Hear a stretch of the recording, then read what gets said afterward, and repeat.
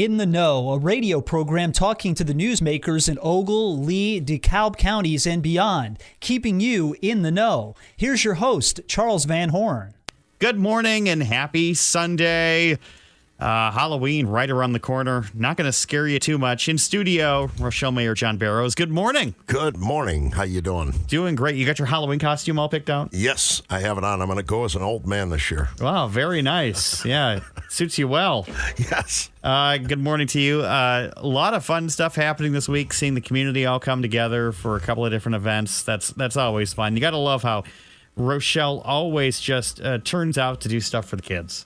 Yeah, you know, and you guys did an amazing job this past week with the safe house for the kids trick-or-treating. I think that's so important for our youth here in town. You know, in today's world, sometimes you worry about the kids going up and down the streets trick-or-treating, and you folks made it safe for them, and as well as the downtown businesses had theirs from 2 to 5, and then they could go from 5 to 8 to the safe house and get them all sugared up for Fridays back at school. Oh, my goodness, that's right. Favorite Halloween candy? I have to go with Kit Kat. Kit Kat. Yeah. All right. I'm a Reese's peanut butter cup guy myself. That used to be mine, but I've kind of leaned away from that and gone to Kit Kats. Yeah, I always use that excuse because I always, you do the thing where you inspect the candy. And I'm starting to suspect now that the inspecting the candy thing might just be parental shenanigans. Just saying. I'm just inspecting and making sure it all tastes good. Mr. Mayor, lots of things going on with the city, and of course, lots of things happening. Two scary things happening over the next couple of days. You've got the Halloween, and then you also have the election, which is that in itself is scary. Yeah, you bet.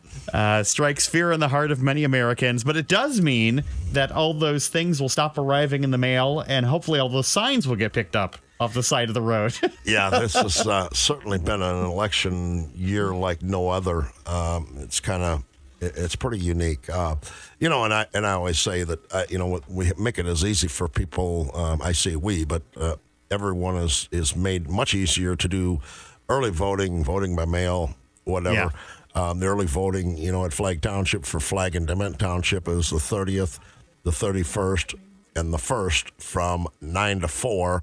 And then on the 2nd of November, which is a Saturday, you can still early vote at Flag Township from 9 to noon. So there's no reason that people can't get out and vote. And you can go to the courthouse, too, in Oregon. Absolutely. That's going on ahead of the local early voting. But, I think it's important people know, and I always say this every time there's an election. I think I've missed one election since I was 18. And that's something I'm very proud of, and I cherish because that's not only our right, but it's our duty and it's our obligation. And I always felt my dad had a great saying that if you don't vote, you can't complain. So, if you're gonna have an opinion, no matter what that opinion is, who you stand for, what policies you stand for, get out and vote, and it is your duty, and get out and voice your opinion, make it heard.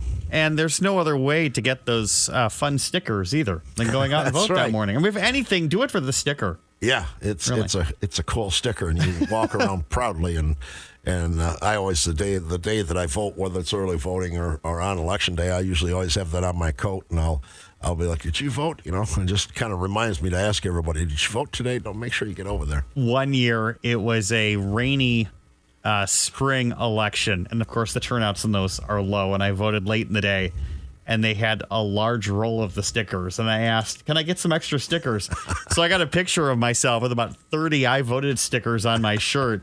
Led to some controversy. People thought that maybe I'd taken advantage of the system. But well, and in talking about a lot of people, I've heard a lot of people say, and you have too, that, my vote doesn't count. Well, I can tell you a fact from many years ago.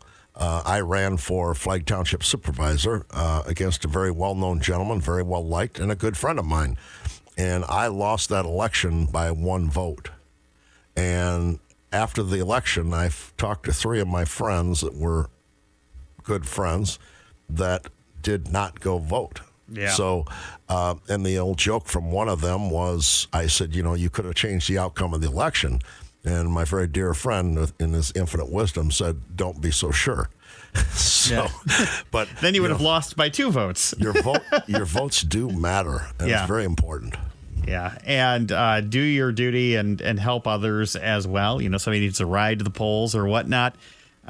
make an effort. Doesn't matter what side of the aisle you think they're on or whatever. This is how we settle things in this country. It's by filling out little circles and shoving them into a box. That's Absolutely. how we, and that's the way it should be done.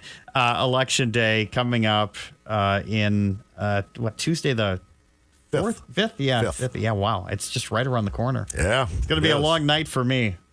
I'm going to be camped out here at the station giving results. Hopefully around 8 p.m. or so, we'll start to have those numbers trickle in. The other thing that's going on is I formed this destination committee. We have our first meeting coming up, and this committee is made up of 5 people from the community at large, and myself and Jenny Thompson with the city. And what we want to do is we want to pull some ideas from folks, just generically from the general population. What do we want to see here locally to make Rochelle more of a destination? We saw it with the big boy, which was way more than we can handle every weekend. However, there's a lot of things we could look at. We've talked about at this point, we've talked about travel ball leagues. Maybe we need to spend some money and upgrade our baseball fields to have travel ball. Brings in thousands of people. Yeah. Something as very simple as a quilt fest, or, a quilting fest. There's a group of people that come in and do quilt shows that they buy, sell, and trade quilts. Yeah. There's all different types of interest, and that's what we want to explore to see what can we do here in this community to make this a destination for people coming from not only communities a little ways away from us, but in the case of various things, could be people coming from other states. Yeah, it helps our hotels, helps our restaurants. And this goes hand in hand with some of the downtown work you guys have planned for the next year or so, especially with that downtown band shell. Right. Because between that and the other band shell, you now have 2 outdoor music venues that could run concurrently.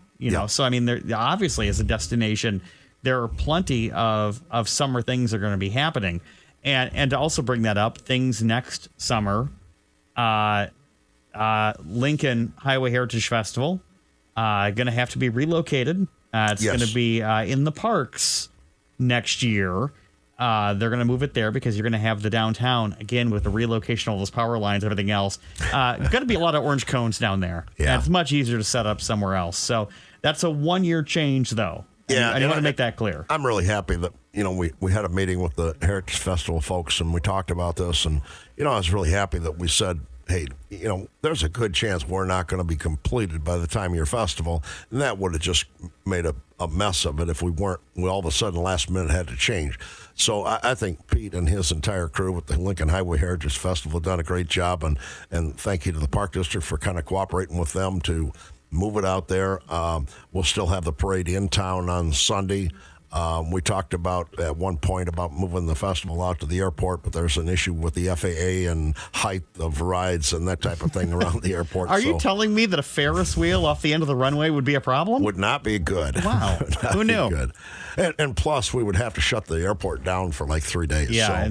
So that didn't work. A lot of commerce happens This out will be there. a great thing at the park. It's a beautiful park out there at Atwood. It's got the walking paths. I believe they're going to have some of their pop-up vendors around the walking path. It'll be very nice. The summer festivals next year, obviously affected by the downtown construction.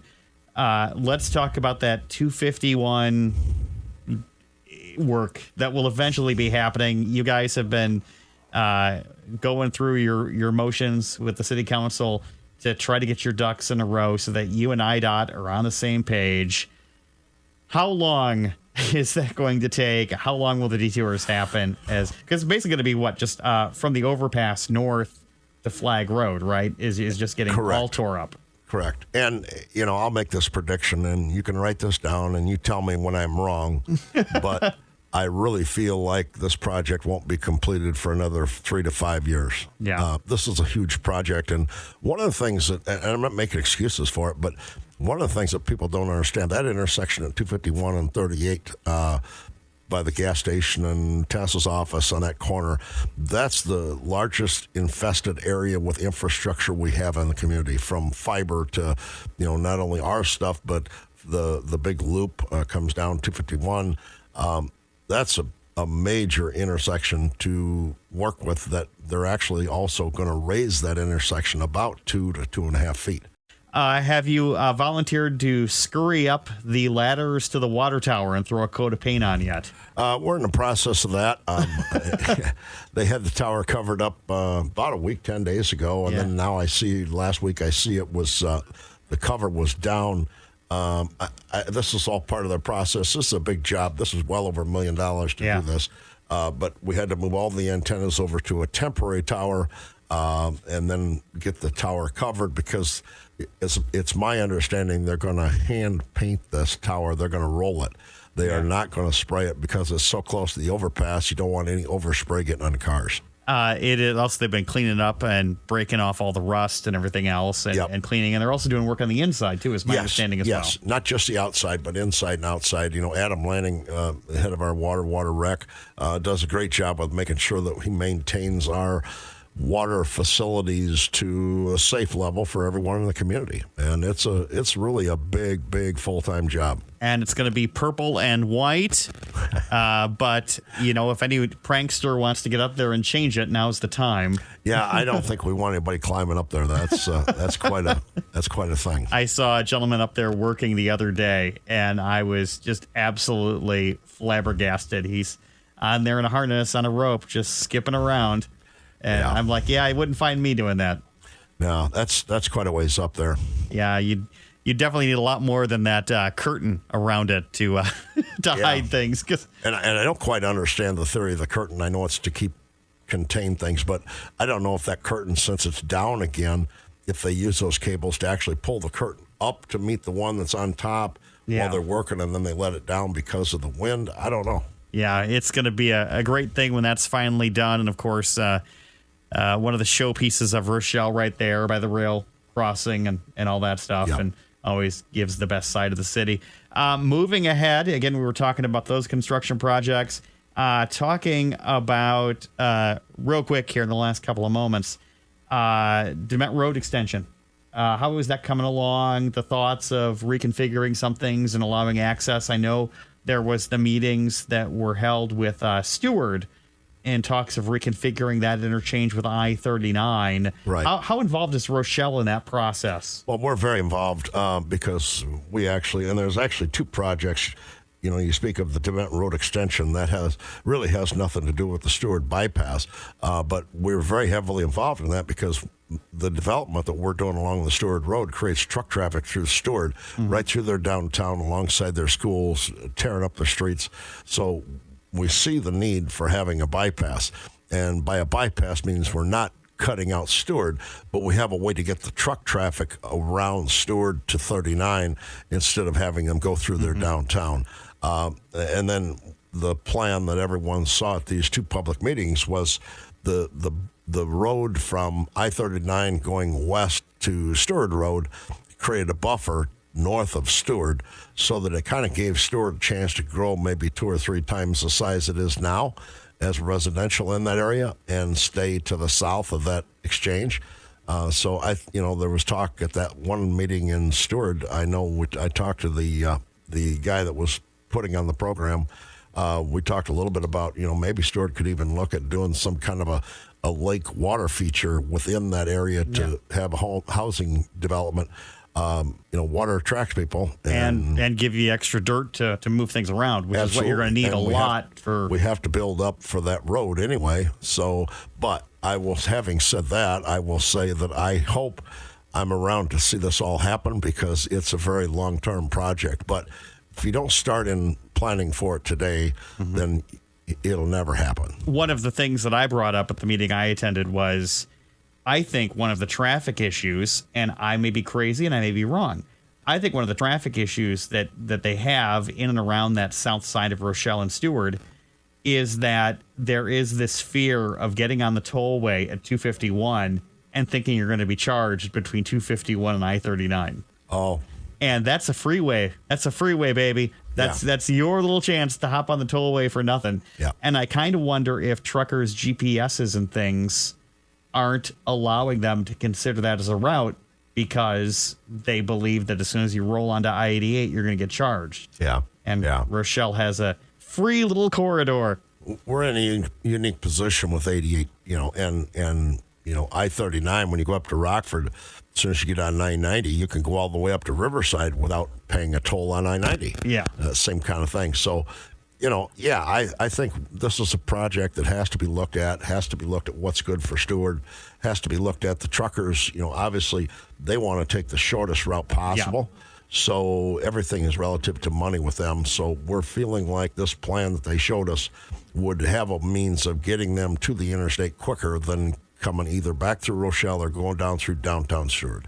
Well, until we get a air freight hub and more intermodal activity, trucks will be the way it all goes. Mayor John Bearrows, thank you so much for joining us. Thank you much for having me. I really enjoyed it.